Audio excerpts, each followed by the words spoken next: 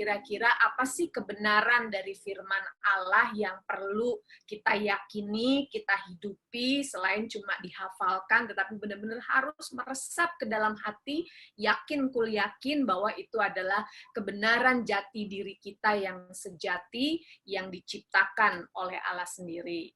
Nah, hal-hal yang biasanya membentuk identitas kita sebagai seorang pribadi itu bisa juga, kalau mungkin teman-teman milenial atau yang sekarang itu sosial media juga bisa kan membentuk identitas kita ya.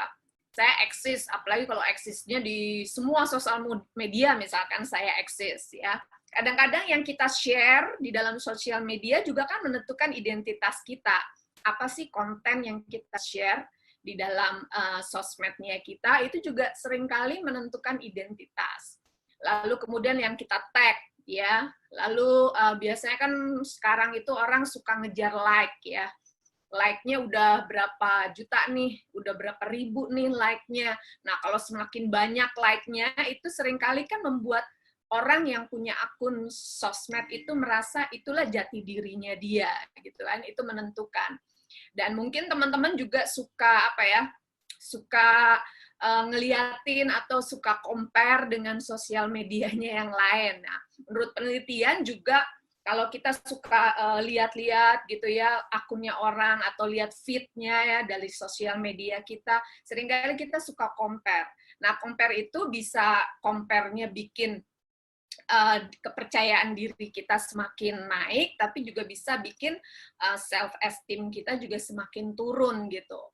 Nah, kadang-kadang kita juga ngelihat sosmednya orang juga untuk merasa bahwa ternyata gue masih lebih bagus, misalkan begitu ya, gue masih lebih oke. Tapi juga mungkin kita juga melihat bahwa ada hal-hal yang membuat kita justru menjadi menjadi ragu, menjadi bimbang dalam hidup kita. Nah, seringkali sosmed itu memang membantu, tapi juga bisa membentuk identitas kita.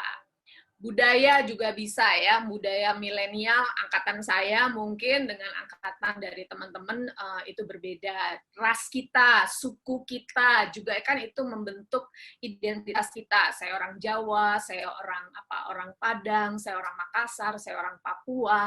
Itu juga kan membentuk orang Ambon misalkan gitu. Nah, itu juga membentuk. Begitu juga kan bahasa ya. Kalau misalkan kita ketemu satu teman yang kemudian dia bisa ngomong bahasa Inggris dengan lancar aja. Nah, itu pasti juga akan membentuk juga ya. Begitu juga agama ya, agama juga. Bahkan misalkan kalau kita bilang saya Katolik karismatik, nah itu juga membentuk juga identitas dalam diri kita. Begitu juga relasi-relasi yang kita punya. Saya single kah?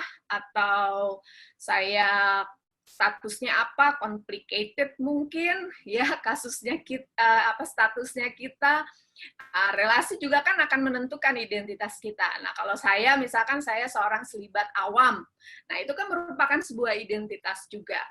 Tapi juga identitas kita juga seringkali dibentuk lewat pengalaman-pengalaman dalam hidup kita. Bisa pengalaman-pengalaman yang bagus, pengalaman-pengalaman yang fun, yang menarik, tapi juga seringkali yang mempengaruhi identitas kita juga pengalaman-pengalaman yang kurang bagus. Bahkan bisa juga pengalaman-pengalaman yang menyakitkan. Nah, itu seringkali juga sedikit banyak membentuk identitas kita.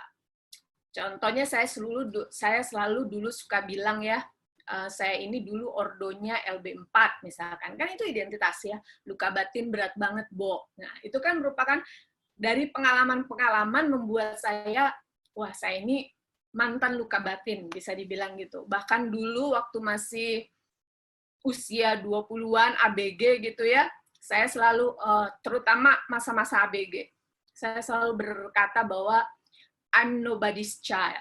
Kenapa? Karena saya nggak besar sama orang tua. Orang tua saya separate, orang tua saya berpisah ketika saya masih balita. Saya nggak pernah ketemu bokap sama nyokap, ya, karena saya nggak besar dengan orang tua, gitu. Sehingga zaman dulu mungkin kakek nenek kita tuh ada satu lagu yang suka diputer tuh kalau saya masih kecil.